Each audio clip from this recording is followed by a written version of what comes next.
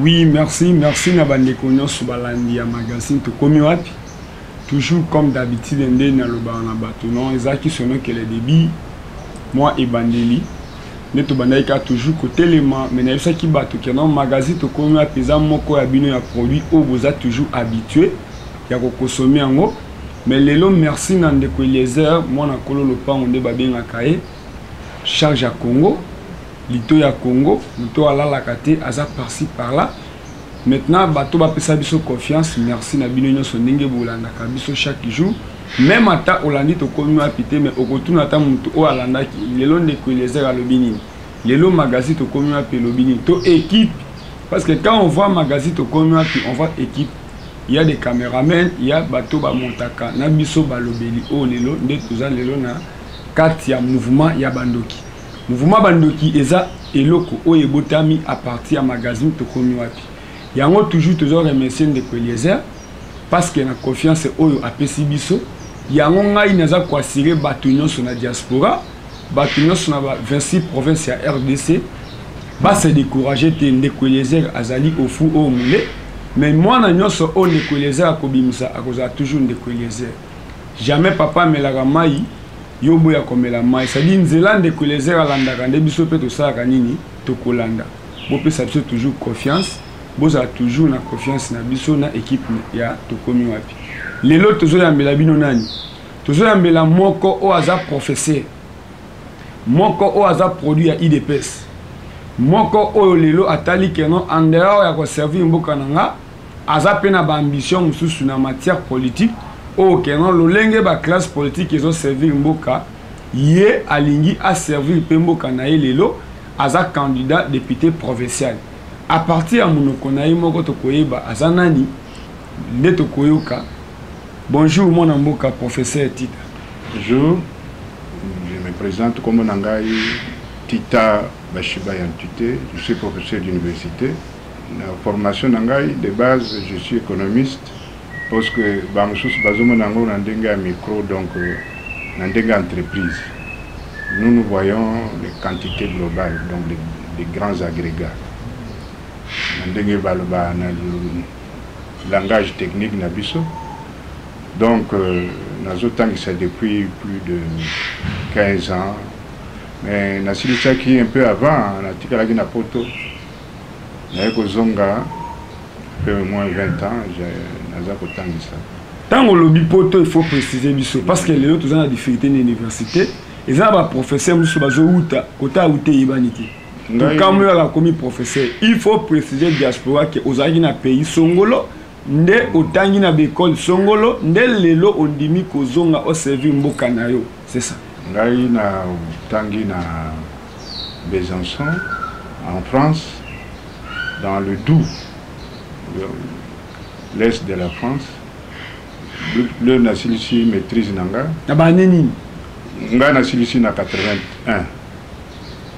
Maîtrise de na keiko sala doctorat nangai na Grenoble vers le nord-est ou le sud-est excusez-moi après avoir passé plus de 20 ans 25 ans en France alors je suis resté encore na tekali ko sala isala mike na France na ko kuzwa décision kozonga mboka de nazali kotangisa.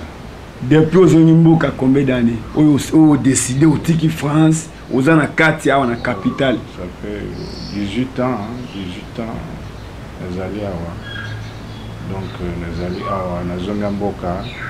Ça dit professeur Tita Abandaki na Suisse. Kolonga Suisse aye na France. Na mboka France asali 25 ans. Azongi na mboka na Congo asali 18 ans. C'est-à-dire, aza professeur moko apamba te, aza l'université où ils a connu, place au monde en boka.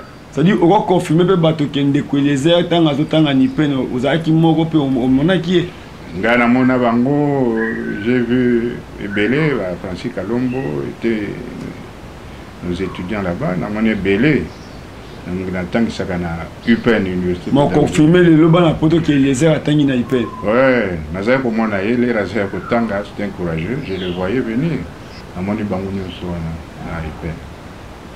Donc ti lelo nazaka kuna to na osala émission na zo remercier moko azana kati ya diaspora na aux États-Unis Tim Nyembo parce que on a yambi aza papa nae to koko nae lelo à travers yende motopia décidé que non professeur moko amunene au même au niveau ya aux États-Unis na kuti bana na ebele ya tangisa Tim Nyembo lelo a rozane sengo ya komona ndenge na yambi oncle nae en tout cas lelo to je voulais na professeur aux universités au PCBiso parcours nae lelo parti nini oyo lelo ozali parce que au décider poser na ba mission sur la politique aux na parti ni ngala zali militant ya UDPS, je suis un combattant. Il y a bon kuna nazali j'ai plus de 15 ans naza kuna na UDPS na mbalo yo na décidé na sala politique nazali donc candidat aux élections provinciales na Limité ngamoko na pandi na Limité depuis plus de 15 ans, Yangoana a décidé d'être candidat au niveau provincial. Donc, limité Zali Moko, il y a commune, il y a Moamba. Mais, pour la limité, nous sommes 3 candidats à UDPS. Mais, le nombre de sièges, il y a limité Zali 3 sièges pour 144 candidats qui ont sollicité. Mais comment on a le professeur Olobi Yomoko Olobi Ezabisoti Bané Oyo Sali Awa plus de 18 ans na Congo qu'on na pena capitale. Mais comment même na l'université même ba unikin même ata ba ipene wana boza ba difficulté belé. Mais bango ba wuti na niveau wana. Parce que yo lelo un plus na comme fruit nino comme la biso na provincial biso peuple congolais. Pour nangai nazolo ba ke eloko nga naza kolinga ezali na servir na ngambo mosusu plutôt que na kende na bato oyo baza kobenga bato majorité. Po kuna j'avais la possibilité on a landa bango pe na zwa mais namoni ke kombeli na bango ya mboka eza bien te yango na nga naza na opposition donc na UDPS. Na UDPS biso toza maboko pembe toyiba te toboma te yango wana toyepo tosala gestion mosusu ya sika oyo bato bakosepela nango mpona tomemela bato bolamu le bien-être. Donc lelo namoni mboka na biso Kinshasa ezako ebebi boye, il n'y a plus de routes, problème d'insécurité, problème il y a bon, les ordures ménagères partout. On ne peut pas vivre dans un tel milieu. Il y a un atelier pour tout le monde. Tous à la balobeli à bateau et à Kinshasa pour que pas bon. Kinshasa est bon. Ils ont un dengue n'angakala. Ponga na comme la ville Oyo dans les années 60. Ils ont été tous à côté de Kinshasa pour tout Moindo. Tant on peut ça témoignage à l'année 60. Mais tant on a mon que balobaï que par rapport à l'année 60 Mobutu n'a pas beaucoup. Moi je préfère encore tout ça qu'on vit une période dans Mobutu. Ne manquait pas d'eau, ne manquait pas d'électricité. Zélé Zalaka, tout ça qui n'a tangi awa. Il y avait des bus scolaires. Tangi wapi, faut tangi na tangi na si na comment l'école presbytérienne de Lemba. Donc na tangi awa na fa na yolo na kapela. Il y avait des bus scolaires, tout ça qui étaient dans les zones awa, zélé Zalaki bien. Tant on les zones qui sont tambola, mais si quoi ils sont qui boule no qui tambola te. Mais même l'air est bien. Mais prof, ce qu'on t'a dit assemblée provinciale. Assemblée provinciale, il y a un déjà à ville à Kinshasa. Il y a la différence entre député provincial et député national. Député national a géré Mobimba. Mais les provinciaux, c'est uniquement à Kinshasa. Mais tant que on a dengue Kinshasa, ils allaient li, ba poubelle partout. Au colo nini to expérience oyo nino ko servir na assemblée provinciale. Batona mboka nyonso zali Kinshasa zali ya kobeba complètement. Yamona na otiko biso que je préfère encore cette période là. Nazaki na courant 24 heures sur 24, mai 24 heures sur 24. Imaginez ngana la mukaka awa mai exacté na boko loko sokolata elongité. il faut que nous mosala na tongo bana bazozela ngai peut faut confirmer on arrête na limité résidentiel ma yezangi na kata limité résidentiel courant yezangi ndelo nazo corriger ba mémoire à bana na butu bazozela ngai lobi na pesa bango mosala na bango courant ezate na bosala nini étudiant ya koloba nanga nini ya professeur osali mosala te. Donc moi j'ai formé beaucoup d'étudiants, donc belé na sala ba mémoire à bana, mais comment on a beaucoup boye les batanga pour corriger ni courant exact. Donc pour nangai na za ko préférer période wana où il y a années 60 na Kinshasa que période oyo. Mais prof, le lengeni nous avons une élection ou le longue des autres parce que boni c'est à 2 ans.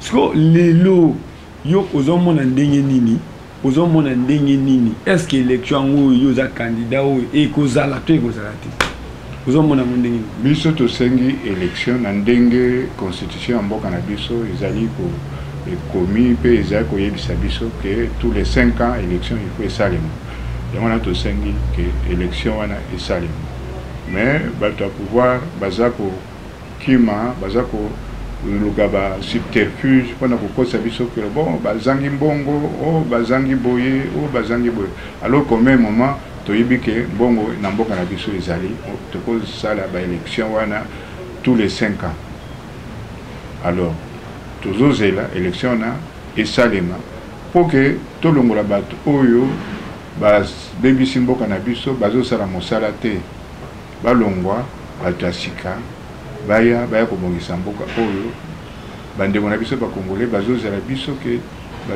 bato asika baye makambo ekoko bonga tolakisa bango ke soki baelire biso surtout biso batali de pese maboko pembe toboma te toyiba te ntango tokoya tokomema gestion ya sika bandeko na biso ba congolais bakomona différence monene entre bato oyo bazaki liboso na biso. Donc élection il faut esalema parce que les lots prof eloko nini ozomona parce que bakizaka bino idps boza bato mo bolingi politique ya chaise vide lelo mota okamba gouvernement bazui o abino mibale on a commencé à 100 000 badiba lelo ce tuba peut question ina tout na yo oyo et outil et pas Richard Pangi na Milouze alobi est-ce que c'est normal na pays premier ministre atika kiti na ye ki premier ministre akende kosalela candidat président de la République ya musala ndenge tomonaki na France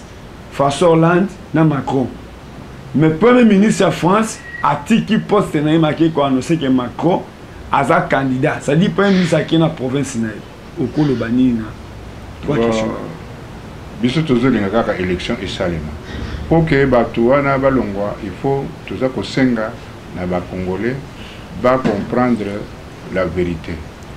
La vérité est nini, vérité est que il faut pas batika bato wana ba reconduire bango na kati ya bazonga lisusu oyo baza kokende koloba ke bakosala boye bazalaki wana pendant 15 ans 16 ans basala eloko moko te mais ndenge nini oyo bakoya kosala eloko nini oyo bakokaki kosala te bazalaki na tous les pouvoirs parce que bazalaki na majorité na parlement na sénat donc na assemblée nationale pe na sénat bazalaki na majorité wana basali te.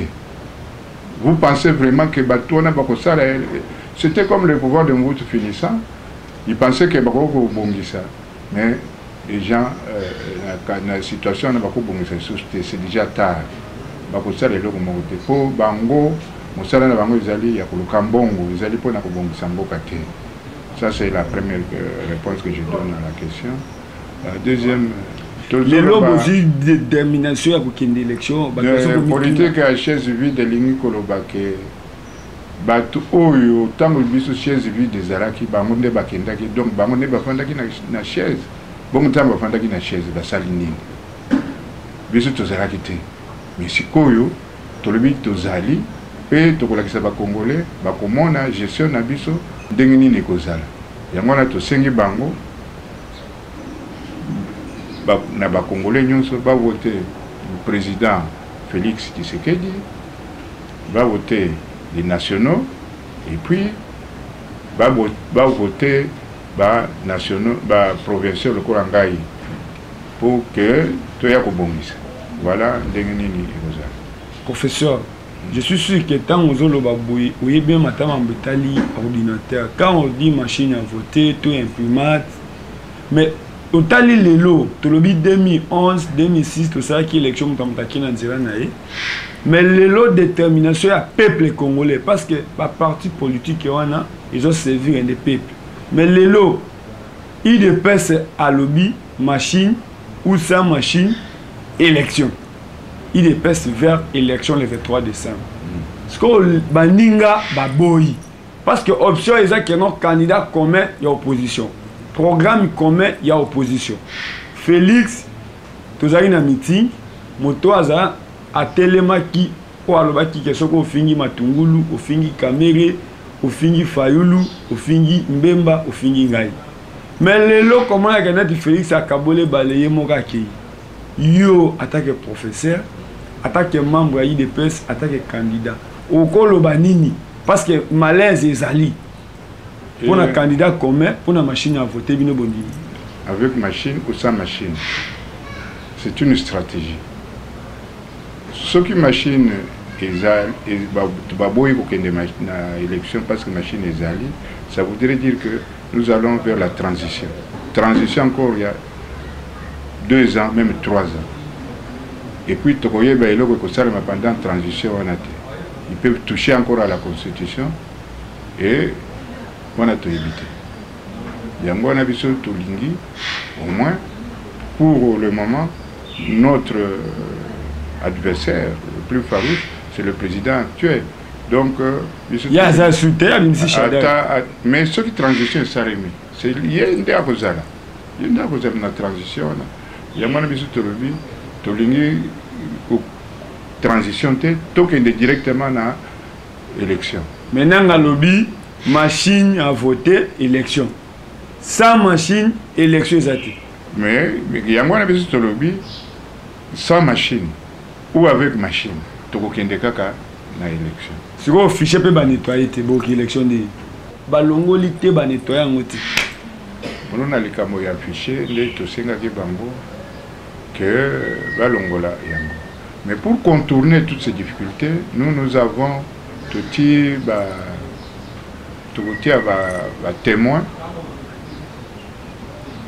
témoin et belé pour que témoin wana bazala vigilant batala makambo nyonso wana ekoya na kati ya bureau ya vote.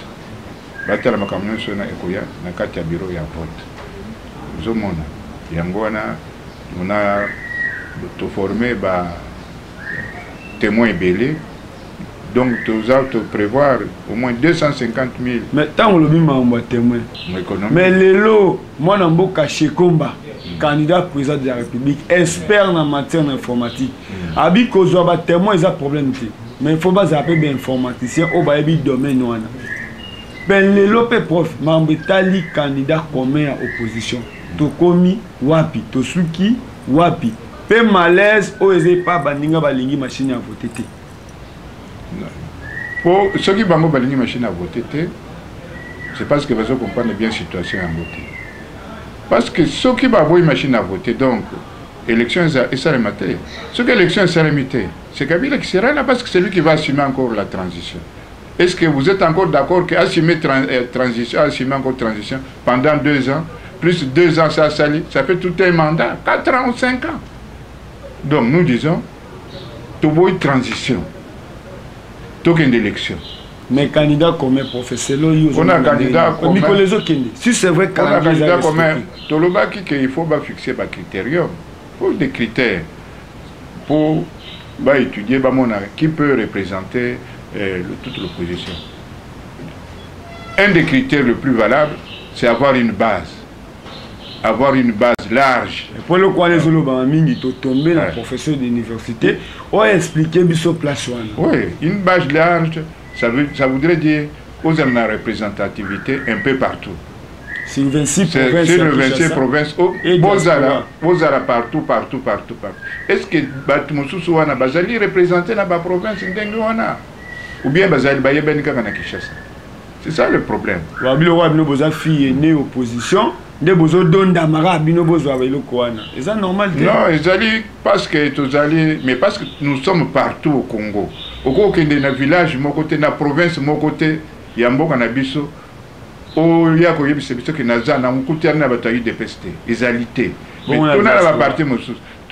même dans la diaspora, nous sommes le seul parti au monde. Au monde, au Kuta Yango, en Australie, en Suède, en Allemagne, États-Unis, Canada, partout au Kuta, UDP Sazari. Professeur Tita, Lelo Komona Bruno Tshibala Nzenze, Premier ministre, Akiti Nambujimai, accueilli ko présenté Ramazan Shadar. Bino ba UDP se bouyandi à Mondeli. Bon, le Premier ministre a quand même Azali Congolais, il a mis le candidat à la présidence, c'est Azapé Congolais, il est sur le Bisso. Congo est un bon mais je pense qu'on ne peut pas utiliser les ressources de l'État pour satisfaire pour les besoins d'un candidat. C'est ce qui est mauvais. Donc, il y a un côté comme ça en tant que Premier ministre, à qui de la campagne, c'est une ressource humaine. À qui nous a besoin de Moutumoko. Ils ont bien été. Il n'y a pas beaucoup de liberté dans le Cabo et l'Italie pour parce que, bon, comment on a un soldat armé, Mitukasseni armé, hélicoptère armé, ils ont terrorisé. Idée on est où tu as? Ils ont mabé, ils ont terrorisé. C'est là qui va le pareil, oyo ezali na ba bilembo ya ba soldate po batambola nango. Tango bazo hélicoptère armé kwei na mboka moko ekiti batu bazo banga ezabo kobangisa même biso na kata Kinshasa so tumane yango ekobangisa kaka voilà qui te ke ba esale mabongo.